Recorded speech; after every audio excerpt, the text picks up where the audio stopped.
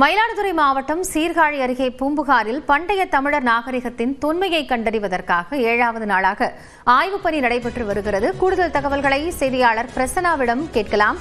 பிரசன்னா, தொடர்ந்து நடைபெறக்கூடிய இந்த அகழாய்வு பணி அப்படிங்கிறது எந்த நிலைமையில இருக்கிறது? என்னென்ன தொழில்நுட்ப ரீதியாக இதுக்கு சவால்கள் இருக்கா? அதாவது காயத்ரி, சீர்காழி அருகே பூம்புகாரில் தொல்லியல் துறையினர் கடலுக்கு சென்று 7வது நாளாக தற்போது ஆராய்ச்சி பணியில ஈடுபட்டு வந்துட்டு இருக்காங்க. இந்த பண்டைய தமிழரின் வாழ்க்கை வரலாற்றை எடுத்து வைக்கும் வகையில இந்த ஆராய்ச்சியானது துவங்கப்பட்டிருக்குது. சீர்காழி அருகே பூம்புகார் பண்டைய காலத்தில் வணிக நகரமாக விளங்கி இருந்தது. கோவலன், கண்ணகி, மாதவி உள்ளிட்டோர் வாழ்க்கை வரலாற்றை நினைவு கூறும் வகையில பூம்புகார் அமைந்திருக்கு.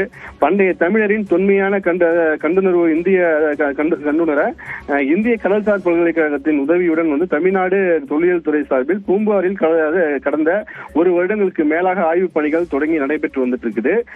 நமது பண்டைய நாகரிகத்தை உலகறிய செய்ய இந்த ஆய்வுப் பணி முக்கியமாக வாய்ந்ததாகவும் அமைந்திருக்குது. இந்நிலையில பருவநிலை மாற்றம் காரணமாக கடலுக்குள் சுமார் 6 கிலோமீட்டர் தொலைவிற்கு பூம்புகார் நகரம் மூழ்கியதாகவும் கூறப்படும் நிலையில அதற்கான சாத்தியக்கூறுகள் குறித்து தொல்லியல் துறையினர் கடந்த 1 வருடங்களாக ஆய்வு பணியில ஈடுபட்டு வந்துட்டு இருக்காங்க. பண்டைய காலத்தில் வீடு மற்றும் அரண்மனைகள் உள்ள இடங்கள் கடலுக்குள் மூழ்கி உள்ளது. அந்த இடங்களை முதலில் கண்டுபிடித்து பின்பு அந்த இடங்களில் ஆராய்ச்சி பணியிலும் ஈடுபட இருக்கிறாங்க இந்த ஆராய்ச்சி குழுவினர்.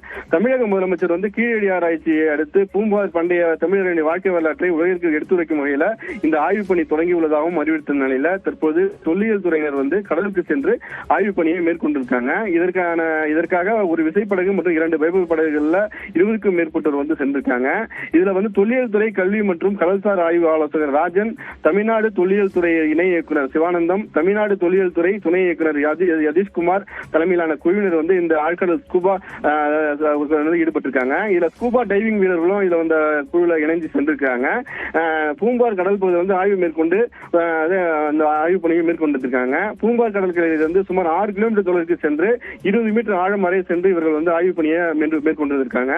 கடந்த 1 வாரமாக நடைபெற்ற ஆய்வு பணியில ஒரு நகரத்திற்கு உண்டான கட்டுமானங்கள் கடலுக்குள் இருப்பதாகவும் தற்போது அவர்கள் தெரிவித்திருக்கிறாங்க. நன்றி பிரசன்னா, தற்போதைய விவரங்களை வழங்கியமைக்காக.